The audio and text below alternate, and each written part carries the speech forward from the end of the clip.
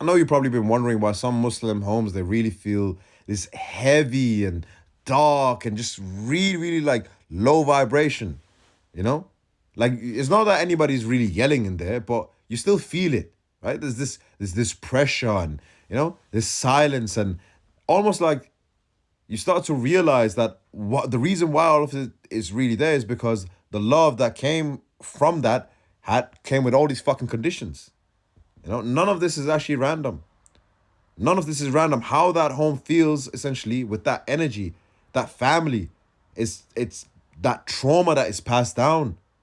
It's just passed down, and no one has ever tried to speak about it.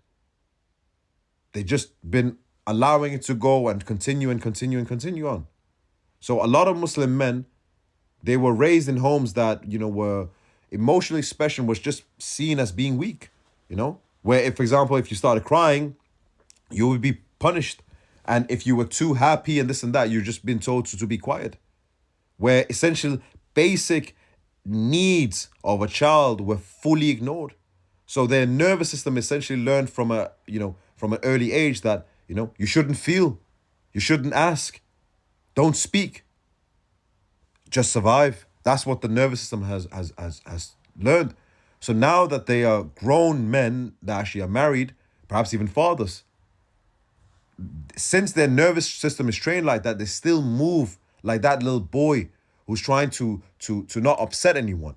So essentially he starts to shut down. And maybe he starts to avoid conflict, right? Because, you know, that's essentially what he's used to. So he projects that onto you. He expects obedience because he's like, well, that's what that's what women always have to give. Even though he hasn't done anything for it. Even though he hasn't allowed you to be in your feminine. Well, he still expects that you to be obedient just for the sake of him being a man.